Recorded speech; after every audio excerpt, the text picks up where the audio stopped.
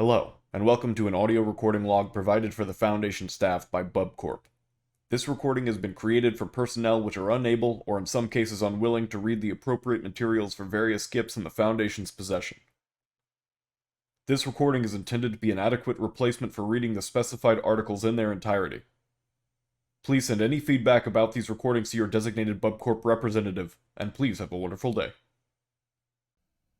Item Number SCP-041 Object Class Safe Special Containment Procedures SCP-041 is to be hospitalized at Bioresearch Area 12.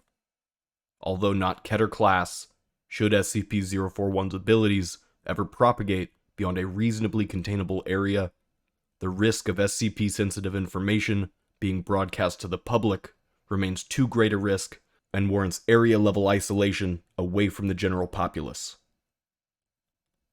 SCP personnel wanting to keep their thoughts private are advised to remain outside of a 15-meter radius from SCP-041 beyond the designated red circle on the floor. It is beneficial to the mental health of SCP-041 to have a sitter in the room who watches television and concentrates on its programming. This allows SCP-041 to effectively watch television through the mind of someone else. The optimal sitter is a Class D personnel with below-average intelligence whose mind does not wander or have more than one train of thought at a time. Although not mind control, SCP-041 has used its abilities to coerce sitters into watching programming that they don't themselves enjoy. SCP-041's tastes vary between gore and slasher films, having even expressed interest in snuff and children's programming. Description: SCP-041 is a male human suffering from irreversible damage to his central nervous system, which is believed to have been caused by an infection of a rare strain of bacterial meningitis. Although antibiotics were successful in clearing the infection, the membranes surrounding his brain and spinal cord had reacted to the infection by severing many neurons connecting the central nervous system to the rest of his body. SCP-041 must rely on a respirator to sustain his breathing, a biventricular pacemaker to keep his heart beating, and a nasogastric tube to provide nutrition. Visually, SCP-041 appears to be in a persistent vegetative state. However, observers in the presence of SCP-041 begin to realize that their thoughts, along with everyone else's in about a 10-meter radius from SCP-041, are broadcast in a semi-audible fashion. Aside from being the source, SCP-041 is also capable of broadcasting his own thoughts to those present. Anyone forming an idea using words will have those thoughts unwillingly transmitted to others in this range as mind-audible speech, which cannot be recorded by any known equipment. Correction. See Addendum 01. Mind-audible speech may be heard using whatever voice a subject chooses to think with. Most typically, this is the subject's normal voice. See Document 01. Visual thoughts and images are broadcast as well, but are not received as readily. Images are most effectively transmitted when both the sender and receiver have their eyes closed. The sender concentrates on a single object without environment or background, and the receiver's mind is clear of conscious thoughts. Communication between subjects using visual images, particularly those not rooted in memory but in imagination, is usually difficult.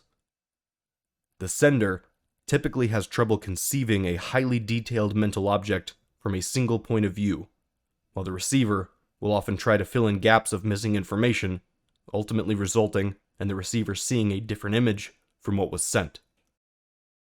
The most difficult imagery to be successfully broadcast appears to be a person's face, particularly if the image is one of a person in motion. Although able to transmit his thoughts to others, SCP-041 is not very talkative. Attempts to persuade SCP-041 to divulge any information about his abilities have been so far fruitless.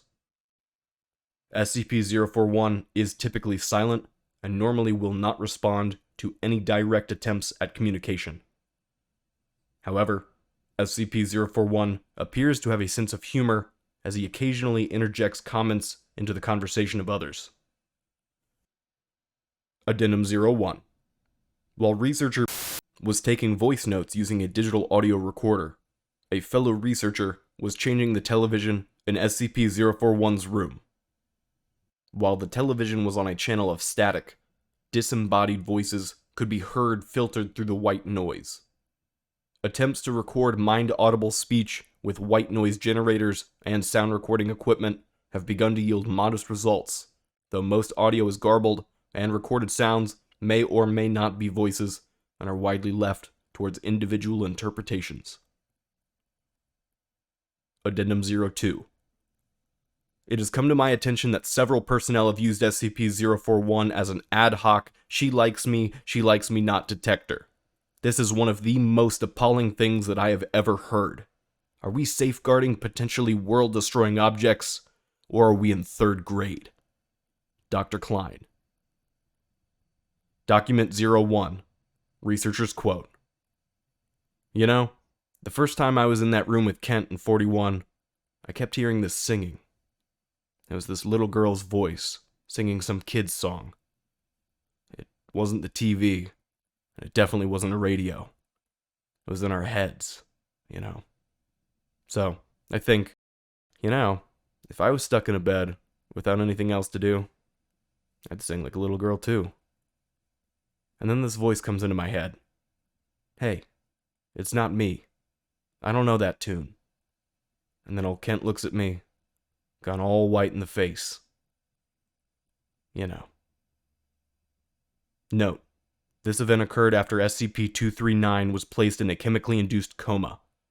Any connection between the two SCPs is currently unconfirmed. This will conclude the audio log for SCP-041.